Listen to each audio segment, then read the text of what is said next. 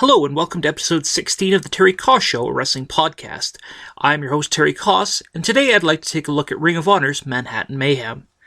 Before we do that, I'd just like to take a moment and recognize a few wrestlers that we have lost recently. First, Ivan Koloff. Ivan Koloff, a former WWF champion, defeating Bruno Sammartino, a former NWA World Tag Team Champion with Nikita Koloff, and former NWA Six-Man Tag Team Champions with Nikita Koloff and Crusher Khrushchev. Also, George the Animal Steele, mainstay in the World Wrestling Federation for much of the 1980s, had a feud with Macho Man Randy Savage, fought him at WrestleMania 2 for the Intercontinental Championship. Was one of the most unique wrestlers there's ever been, one of the most unique wrestlers you will ever see. Also, rest in peace, memoriam to the Outlaw Ron Bass. The Outlaw Ron Bass, most notably known for his feud in the WWE in the late 80s with Brutus the Barber Beefcake. This time, Brutus had become the barber and was cutting hair, and had a match with Bass and cut Bass's hair. And so Bass was all mad, and then a couple weeks went by. Bass comes and just beats up Brutus and starts carving into his head with the steel spurs on his boot. And of course, back then in the WWE, you couldn't show blood, so there's a giant X on the screen. If you go back and look at the footage, you'll see this giant red X on the screen where Bass is starting to cut up Brutus. A few weeks later, Brutus ends up getting revenge and ending the feud. So, rest in peace to those great three wrestlers. Ring of Honor's Manhattan Mayhem took place on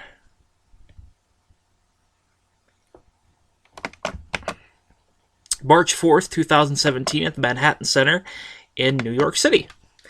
We have Ian Riccaboni and Silas Young commentating. Surprised not to see Kevin Kelly commentating, as he usually does. I believe Kevin's looking for a new color commentator, as Steve Corino has signed with WWE as a trainer in NXT. Kevin is also one of the voices of the English commentary on the New Japan shows. He does some shows with Rocky Romero. Usually does them with Steve Corino. But since Steve's left, now does them with Don Callis. Don Callis, better known as Jackal in the WWE, and Cyrus in ECW. So we start off the show. Christopher Daniels comes out. Of course, Christopher Daniels, the number one contender for the Ring of Honor World Heavyweight Championship, won the Decade of Excellence tournament, and faces the winner of tonight's main event at the 15th anniversary. Daniels comes out, says, how great it is to be in Ring of Honor, how great it is to have this, this match. It's my how great it is to be in this match and getting a shot at the Ring of Honor World title. The Kingdom comes out, Matt Taven, TK O'Ryan, and Vinny Marseglia. Taven runs him down, saying, "You're old, you don't need this title shot." And so it looks like Taven and Daniels are going to fight, but it turns out it's TK O'Ryan. So the Kingdom tries to interfere during the match. O'Ryan is holding Daniels, and Marseglia tries for a kick, ends up kicking O'Ryan. Daniels gets him out of the ring. Taven tries to interfere. Daniels knocks him out. Daniels hits O'Ryan with the Uranagi and hits him with the best moonsault ever, and Christopher Daniels is the winner of your first match. Our second match, bit of a grudge match, was Colt Cabana versus Dalton Castle with the boys. This feud has been going on for quite a while. Colt Cabana and Dalton Castle were teamed up, won a 4-team match to become number one contender for the Ring of Honor World Tag Team Championship. Castle cashed it in at a time when Colt didn't think he should have. They ended up losing, and so they've gotten into this feud. Their last match that I know of was at Ring of Honor's Final Battle, where Castle ended up getting the win over Cabana. Cabana starts, running around the ring trying to, get the boys, trying to get into Dalton's head, and so it's a very technical match. Both wrestlers are very good technical wrestling, a lot of suplexes, submissions, that kind of thing. The one part, Castle's against the ropes, and the boys come up and start fanning him, start getting him back in the match. Cabana tries for the Chicago Skyline, which is basically you're on the middle rope, and you have your opponent in the fireman's carry position, and you just drop them on the top rope. The boys interfere. Dalton is able to reverse this into the Bangarang, and gets 3 count and wins the match. Our third match is for the Ring of Honor World Television title. We have the villain, Marty Scurll, the champion, versus Sanjay Dutt. According to Ian Riccaboni, this is the first time we've seen Sanjay Dutt in Ring of Honor for 4 years. The last time we would have seen Sanjay Dutt was during the Ring of Honor World Title Tournament. The tournament which happened because Jay Briscoe had to vacate the Ring of Honor World Heavyweight title.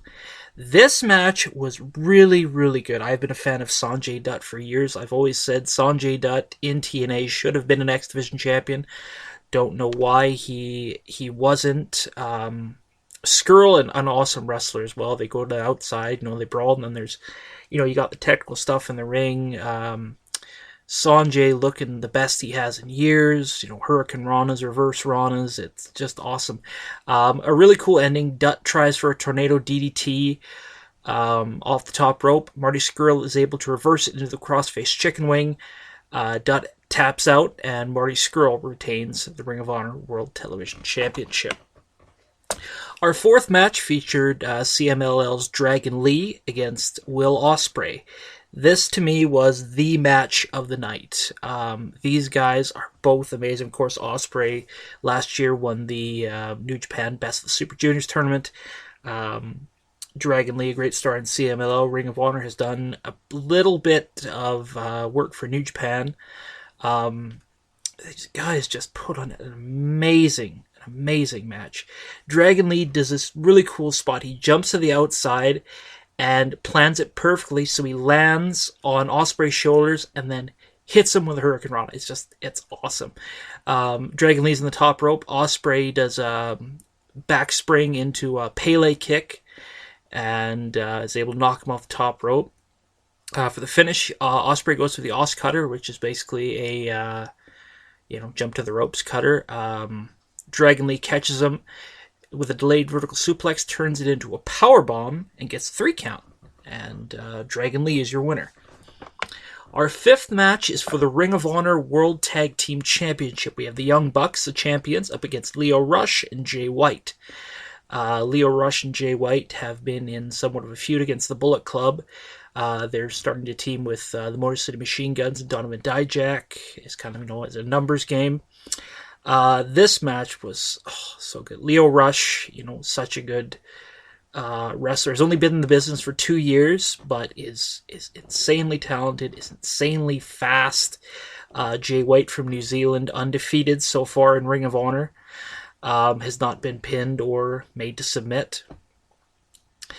Just an excellent match. The Young Bucks with great tag team continuity. The same can be said for Rush and Jay White. Very cool spots in this match. The Young Bucks, Matt gets Rush on top of his shoulders on the outside, and Nick super kicks him off his shoulders, so kind of a super kick doomsday device on the outside. The Young Bucks try for an Indy Taker. They only get 2. Rush breaks up the pin. Rush tries for the Dragon's Claw, Frog Splash, misses. Tries again, is able to hit Matt, only gets 2 counts with the Dragon's Claw. The Young Bucks start hitting them with a melee of super kicks, and Young Bucks are able to reverse, can't remember what move it was, on Lio Rush to hit a Meltzer driver for the win, and they retain. All of a sudden the lights go out, and we see the Hardys. Now this, for me, is a mark-out moment. Everybody in the crowd is just a mark-out moment. The Hardys have been, in TNA and wanting to challenge the Young Bucks, the Bucks of Youth, in the Honorable Ring of Honor for the ROH World Tag Team titles. And so, but going by this, the Hardys have left TNA, vacated the belts, and they challenged the Young Bucks for the World Tag Team titles. Bucks say, let's go. So the sixth match is for the Ring of Honor World Tag Team Championship. We have the Young Bucks versus the Hardys. At the start, you got the Hardys and the Young Bucks going face-to-face. The Young Bucks going with the Suck It chant. The Hardys going with the Delete chant. This goes on and on and on. And Matt and Jeff are able to hit Poetry in Motion. Jeff hits Whisper in the Wind on both of the Bucks. The Bucks hit Stereo 450 splashes, and the Hardys only get 2. The Young Bucks try to beat the Hardys with their own move, which is basically a Twist of Fate and a Swanton Bomb. So one gets mad in the... Nick gets mad in the Twist of Fate. Nick jumps for the Swanton Bomb, only gets 2. Matt Jackson goes to top rope. Jeff Hardy is able to hit him, and he goes through some chairs. Matt Hardy hits a Twist of Fate on Nick, and Jeff Hardy hits him with a Swanton Bomb, and they get 3 and become the new Ring of Honor World Tag Team Champions. This, I think, is correct. Correct me if I'm wrong.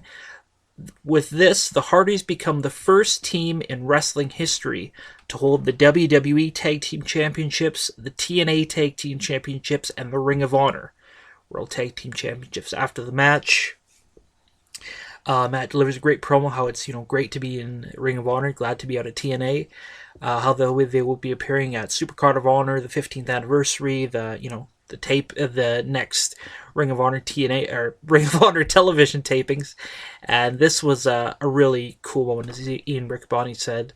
A dream match that fans have been wanting to see for quite a while. So that was quite a shocker and a pretty good match to say the least. So that was really cool. The Hardys, congratulations on the new Ring of Honor World Tag Team Champions. Our next match is a Battle Royale, as they call it, where the winner gets a shot at the Ring of Honor Heavyweight Championship. The participants in the match are the Kingdom, the Ring of Honor World 6-Man Tag Team Champions, Matt Taven, Vinny Marseglia, and TK O'Ryan.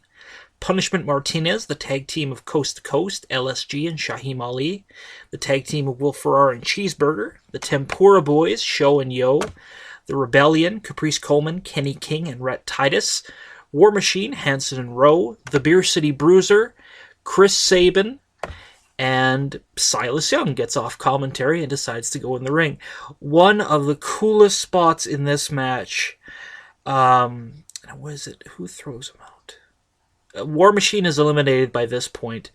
Silas and Bruiser try to get him to, form a team with them. And, they're holding Chris Sabin, and, Cheeseburger says, no, we're not doing that.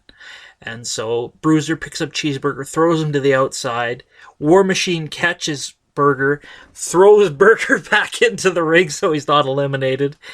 And, like your standard Battle Royal, people get eliminated, this, that, whatever. Matt Taven ends up winning the match. The last 3 men in are Marseglia, Chris Sabin, and Matt Taven. Sabin tries to take Marseglia over. Matt Taven pushes them both over. And Matt Taven gets a future Ring of Honor World Heavyweight title shot. Our 8th match is a 6-man tag team match. We have the Briscoes and Jay Lethal against the Bullet Club, consisting of Adam Page, Cody, and Frankie Kazarian. Now, for those who don't know, Christopher Daniels and Frankie Kazarian, known as The Addiction, 2-time former Ring of Honor World Tag Team Champions. Been friends for about 18 years or so. Very, very close. On the last episode of Ring of Honor Wrestling, Daniels tries to cut Adam Cole's hair, and Kazarian kind of shoves him away, says, no, I got it. He's wearing a black jacket, takes off his jacket, and all of a sudden you see him with a Bullet Club shirt, and he turns on Daniels. Very surprising to see. So, this is this some kind of a mind game that's going to go into Daniels, him going into the match at the 15th anniversary. Really good match, really cool high spots. I thought both teams worked quite well. The Briscoes and Jay Lethal, of course, having history. Jay Lethal beating Jay Briscoe for the Ring of Honor World title. Mark Briscoe challenging Jay Lethal for the World Television title. The Bullet Club worked really well together, having never teamed before. This trio, Frankie being the newest. Lots of cool spots on the outside. Cody tries for a crossroads. Jay kicks out. Jay tries for a Jay driller. Doesn't work. Everybody starts to spill to the outside. There's only...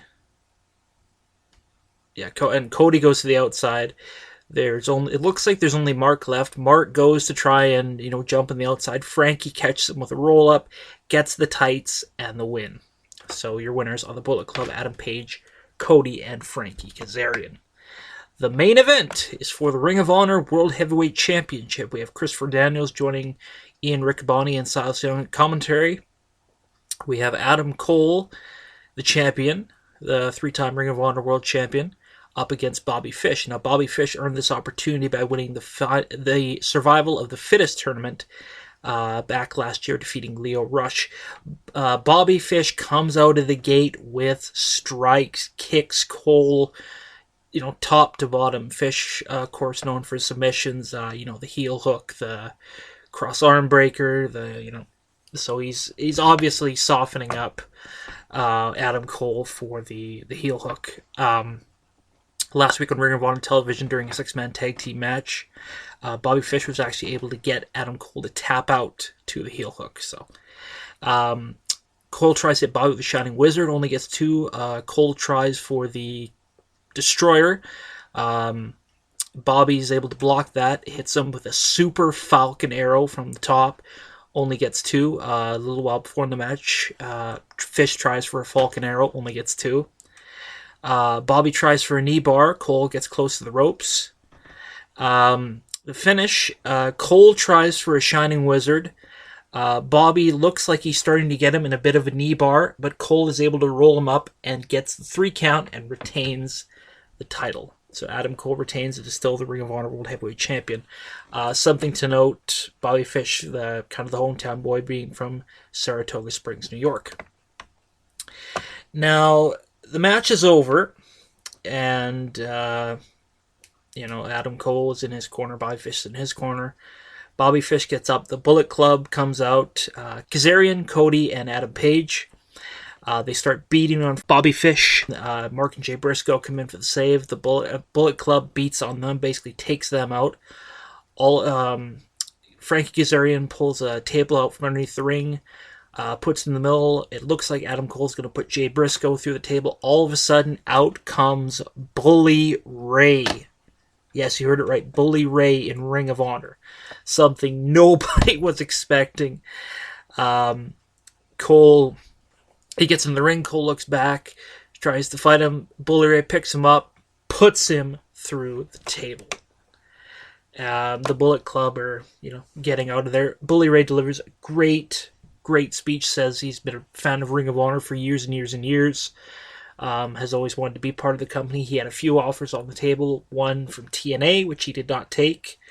Where the other offers were from, I have no idea. Ring of Honor offered him a deal, and he took it. He said Ring of Honor very much reminds him of ECW, the camaraderie, the passion that the wrestlers have, the great matches they put on, and Bully Ray says it's, when I retire, I want to be known as a guy who wrestled for Ring of Honor. So Bully Ray says, Joe Koff, you're in the building. I'm ready to sign. Well, basically ready to sign a contract.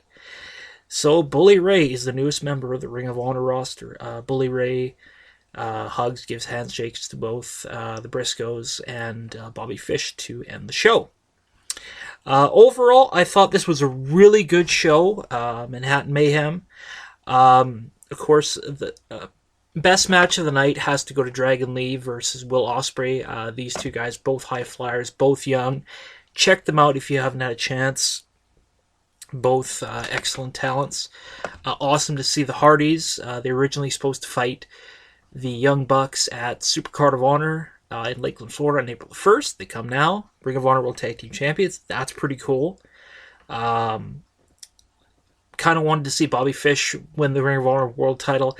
Didn't happen, but we saw Bully Ray come in, and I thought that was just so cool. That was, mind-blowing, And the Hardys coming in getting the biggest pop of the night. People got the delete thing going on. Jeff Hardy sings they'll fade away and classify themselves as obsolete. And just an awesome, awesome show. Well, that'll about do it for me for this week. I'd like to thank you for tuning in. Hopefully you had as much fun listening to me as I did talking to you. Be sure to follow me on social media and on Facebook at facebook.com/Terry Koss Show Podcast. On Twitter at Cheeto Koss. Again, if you see a really cool wrestling match you want me to take a look at, feel free to send a link my way. Same thing goes with theme music. I'm a big wrestling theme music guy, so if you hear a really cool theme song, feel free to send it my way, either through Facebook or Twitter. So for Terry Koss, I've been Terry Koss. I'll see you next week.